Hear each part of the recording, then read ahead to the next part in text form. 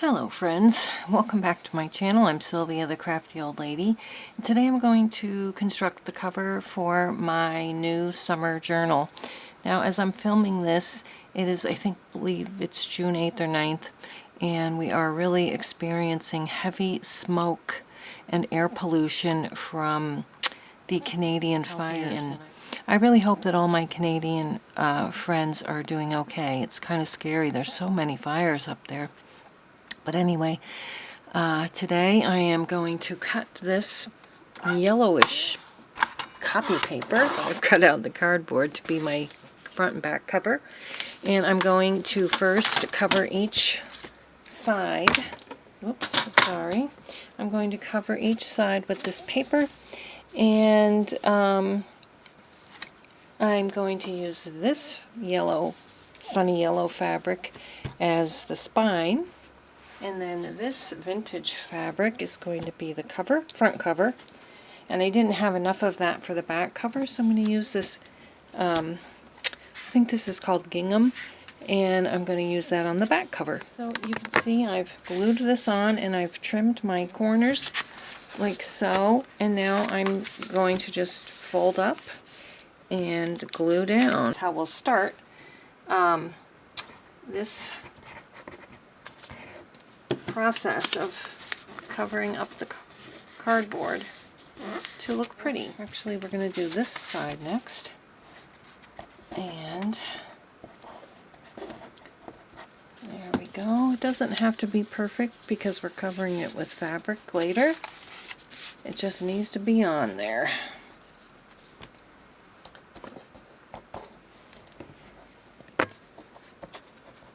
And there we go. I think I need a little more glue over here. It does need enough glue to stay down, so I do need to do that. I'll turn this around, and I'll do the other one off camera. I'll iron my fabric, and we'll be good to go. I really can't wait to get back outside, though. Boy, we're not supposed to be outside for long periods of time, and I really miss sitting out on my deck and reading out there and, you know, that kind of stuff.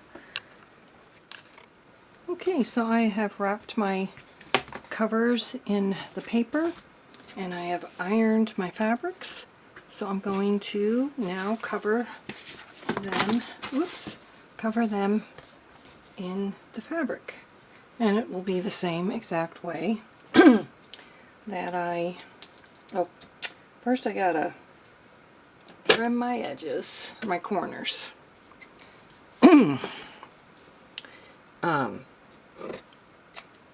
Sometimes it's hard to leave the correct amount of fabric on there, but I always say about 1/8 of an inch leave at the corners. And there are jigs that you can buy, so you can do it perfectly. But there are also videos that show you how to make the jig. And I think I'm going to make a jig. Nick the Booksmith is where I saw that, and I think I'm going to make a jig because it would be a lot easier. Okay, so now we are going to glue this on by the corners. Now we're going to glue this on the edges and be just like that. I'm going to get my little wipe out so I can wipe my fingers off if necessary. And I would do opposite sides first. And so here we go. This bottle is, sorry I keep bumping you. This bottle is just about empty. So I got these instead. I've heard it's the same. This is the same as Fabri-Tac, but we'll find out, won't we? Alright, so we got that side. Get my bone folder out so I can tuck those little corners in if I need to. Okay, so what I'm going to do is put a little glue right in there so that that can go down perfectly. And hopefully you're seeing this. I think so. Oops. Glue, put this one down. And now we'll just pull it up. Should work pretty good. I see a little bit sticking out, but I can trim that off. It's so hard to get everything perfect, isn't it? And some things you just want to be perfect. At least I do. But it doesn't ever work out totally.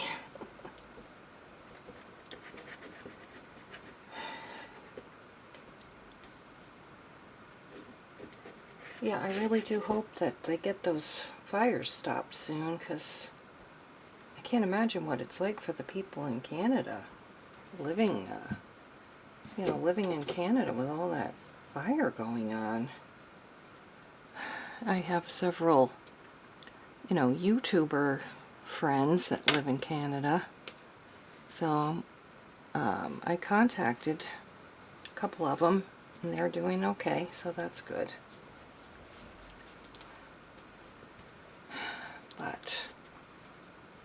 And I know it's petty not to be able to go outside or be complaining about not being able to go outside when, people's lives are in danger when you really think about it. But yeah, yesterday at Walmart, they took the people that work outside in so they don't have to be in that smoke for the prolonged times, pushing carts and stuff, and the what do you call it, pickup, that you had to pull up to the door to get your pickup order, so the people don't have to be walking around too much in it. And especially like if you're doing heavy work like pushing the carts and breathing that in even more, deep breathing. A little speck there, but I guess it's just dust.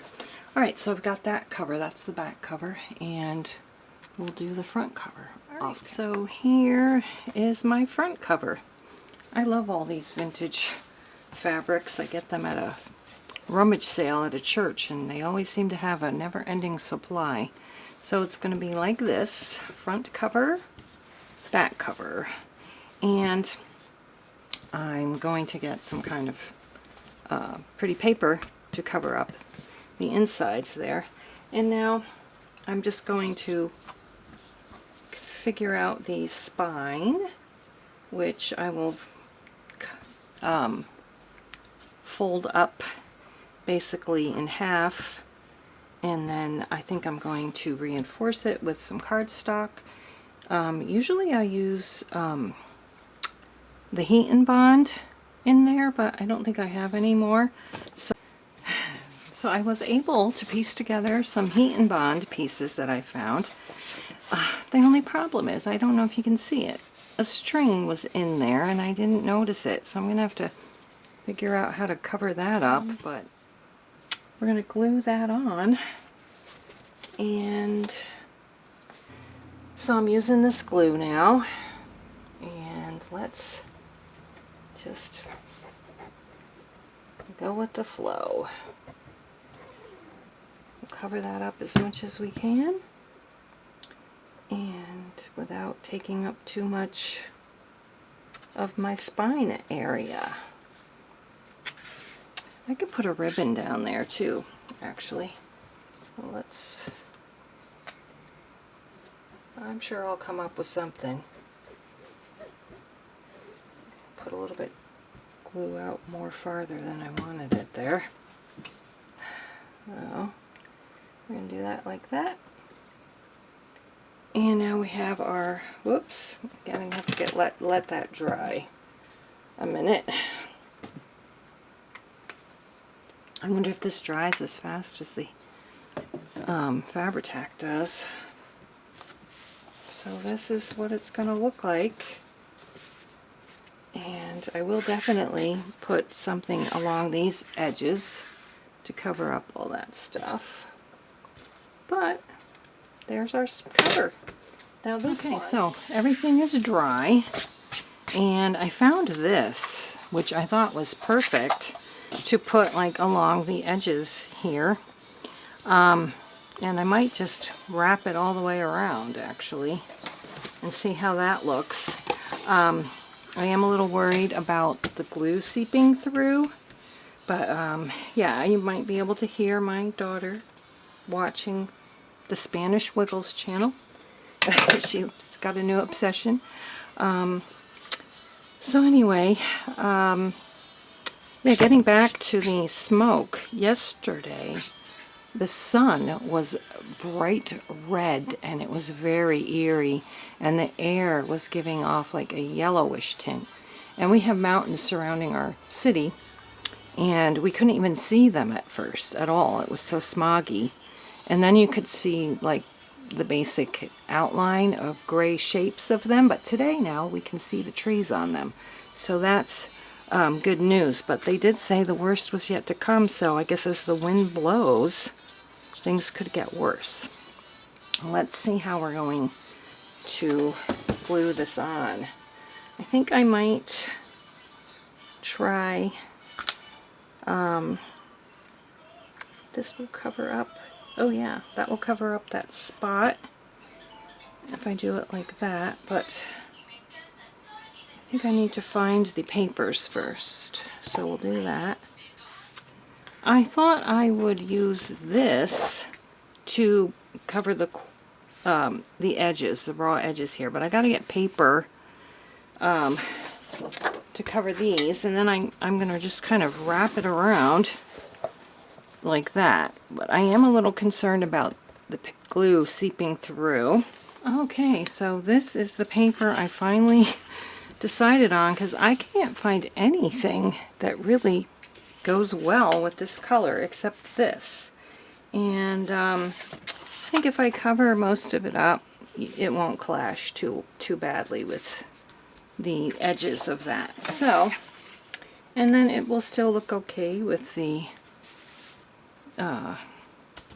ribbons. So I'm going to cut that out, but first what I want to do is check out a little sample of gluing the ribbon onto the fabric to see how it works, if it's going to be gloppy or, you know, not look good. So let's do that, and then we'll come back to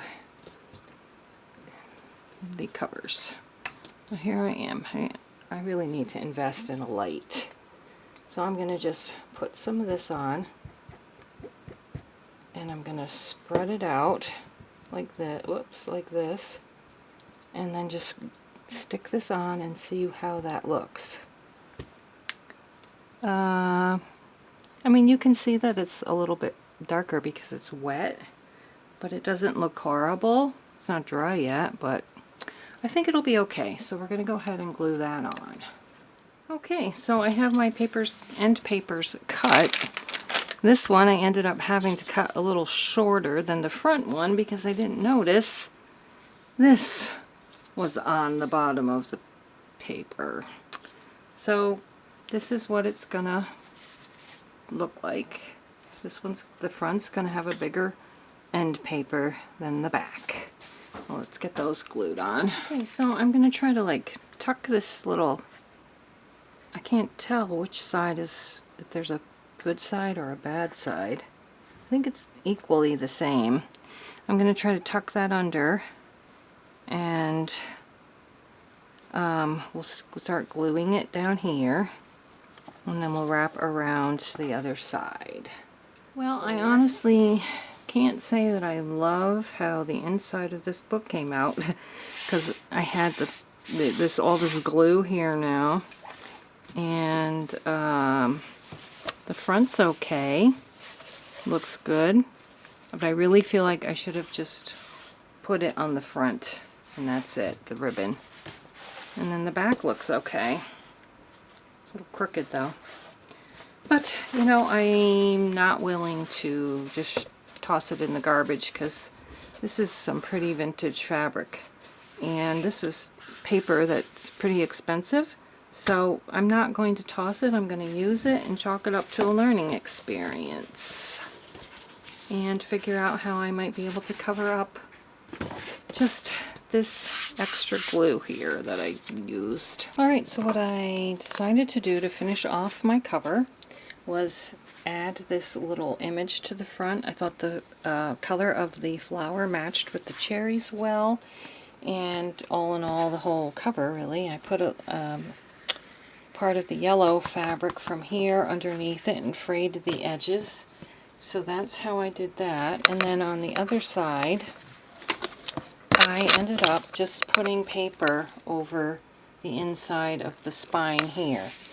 And I thought it covered up all the glue that I messed up on, and it matches okay with this paper. So I'm pretty happy with how it's turned out. I would do things differently next time, but I'm going to keep using it for my summer journal. I want to thank you all for watching and hope that you are all happy and healthy and safe. We'll see you again next time. Bye-bye.